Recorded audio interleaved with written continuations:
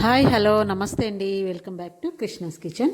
ఈరోజు మనము బజ్జీ మిర్చితోటి బజ్జీలు మజ్జిగలో మిర్చి కాకుండా ఒక్కసారి మిర్చితోటి ఇలా ఆవకాయ పట్టండి. చాలా చాలా బాగుంటుందండి. బజ్జీ మిర్చితోటి ఒక్కసారి ఇలా పచ్చడి చేసుకున్నామంటే అస్సలు తింటుంటే తినాలనిపిస్తుంది, అంత టేస్టీగా ఉంటుందండి.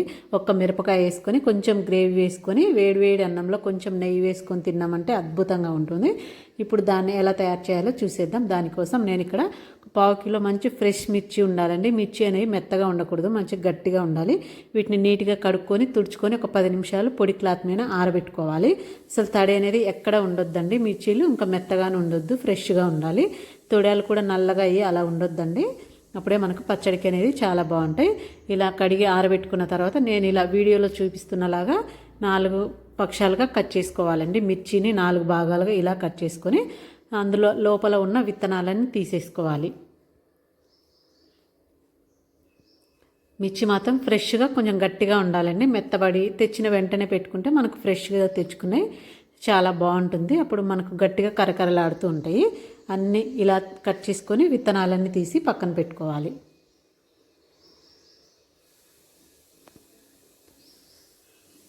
చూడండి, నేను అన్నీ ఇలా తీసి కట్ చేసుకున్నాను కదండి. ఇప్పుడు ఇందులో నేనైతే పెద్ద సైజు నిమ్మకాయ తీసుకున్నానండి.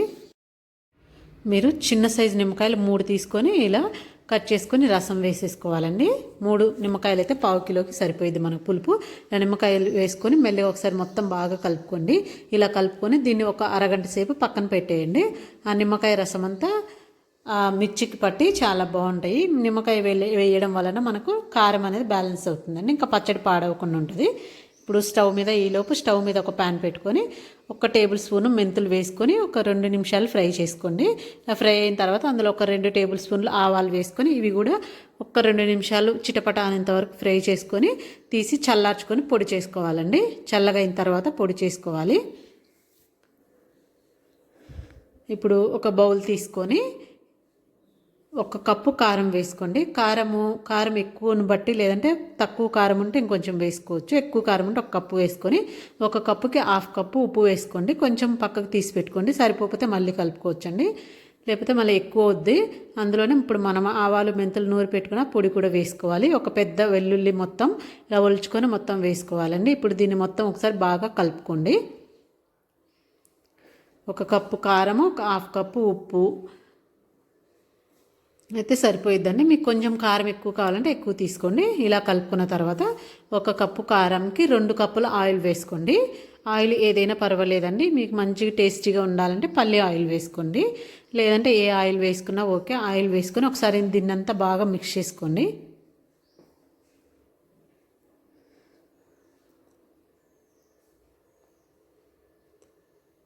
చూడండి, ఒకసారి ఇలా మిక్స్ చేసుకుని ఇది నేను గాజు బౌల్ చిన్నగా ఉంది కాబట్టి ఈ ప్లేట్లోనే మిక్స్ చేసుకున్న ఆయిల్ కారం అంతా వేసేసుకుంటున్నానండి. మీరు ఒకవేళ వెడల్పాటిది అయితే మిర్చి పట్టవనేసి నేను ఇందులో వేసేసుకున్న మొత్తము. ఒకసారి ఇలా వేసేసుకొని మొత్తం బాగా ఆ మిర్చికి ఆ నిమ్మకాయ రసము కారం మనం కలుపుకున్న కారం అంతా బాగా పట్టేలాగా ఒకసారి బాగా కలుపుకోండి.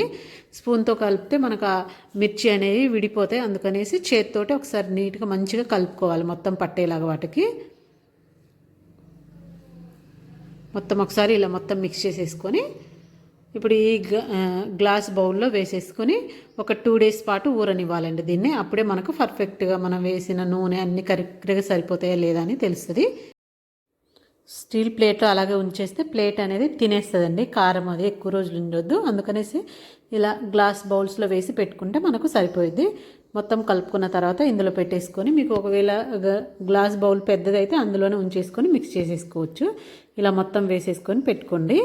ఇది ఒక 2 రోజుల పాటు ఊరితే కానీ మనకు పర్ఫెక్ట్గా ఉంటుందండి. ఇలా మూత పెట్టేసుకొని ఒక 2 డేస్ అలాగే ఉంచేసేయండి. 2 డేస్ తర్వాత మనకు ఒకవేళ ఉప్పు ఏమైనా తక్కువైనా, కారం తక్కువైనా, ఆయిల్ తక్కువైనా తర్వాత కలుపుకోవచ్చండి. ఇదిగో నేను 2 డేస్ తర్వాత చూపిస్తున్నాను. ఆయిల్ అంతా బయటకు వచ్చేసింది చూడండి. మనం కలుపుకున్నప్పుడు మనకు ఏమీ కనిపించలేదు కదా. ఇప్పుడు కరెక్ట్గా మొత్తం ఆయిల్ పైకి వచ్చేసింది. ఒకసారి ఇలా బాగా మిక్స్ చేసుకొని ఇప్పుడు మీకు ఏమన్నా తక్కువ అనిపిస్తే ఉప్పు కానీ ఏదన్నా కొంచెం వేసుకొని, నాకైతే కరెక్ట్గా సరిపోయినాయండి.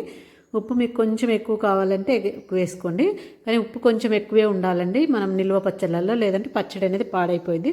ఇలా మీరు పులుపు కూడా సరిపోకపోతే, ఇప్పుడు ఏమైనా సరిపోకపోతే ఒకసారి మళ్ళీ అన్నీ వేసుకొని మళ్ళీ ఒక రోజు ఊరబెట్టుకుంటే సరిపోయిద్దండి. ఇలా పెట్టుకుంటే మనకు మిర్చితో ఊరగాయ రెడీ అయిపోద్ది. చాలా చాలా బాగుంటుందండి. ఒక్క మిర్చి వేసుకొని కొంచెం గ్రేవీ వేసుకొని వేడి వేడి అన్నంలో తిన్నామంటే ఆహా అద్భుతం అంటారండి. అంత టేస్టీగా ఉంటుంది. ఒకసారి ట్రై చేయండి మీరు కూడా. ఇలా గాజు సీసాలో పెట్టుకొని నిల్వ చేసుకుంటే మనకు బయట అయినా ఒక 6 months ఉంటుంది. లేదంటే ఫ్రిడ్జ్లో పెట్టేసుకుంటే 1 year పాటు ఉంటుందండి. అస్సలు పాడవదు. మిర్చి కూడా గట్టిగా తింటుంటే తినాలనిపిస్తుంది. ఒక్క మిర్చి వేసుకొని పెరుగన్నంలో నంజుకుంటే సూపర్ టేస్టీగా ఉంటుందండి. అంతేనండి. మిర్చి ఆవకాయ నచ్చినట్టయితే ఒక లైక్ ఇవ్వండి. మీ ఫ్రెండ్స్కి రిలేటివ్స్కి షేర్ చేయండి. ఇంకొక మంచి వీడియోతోటి మీ ముందుంటాను. లైక్ చేయడం మర్చిపోకండి.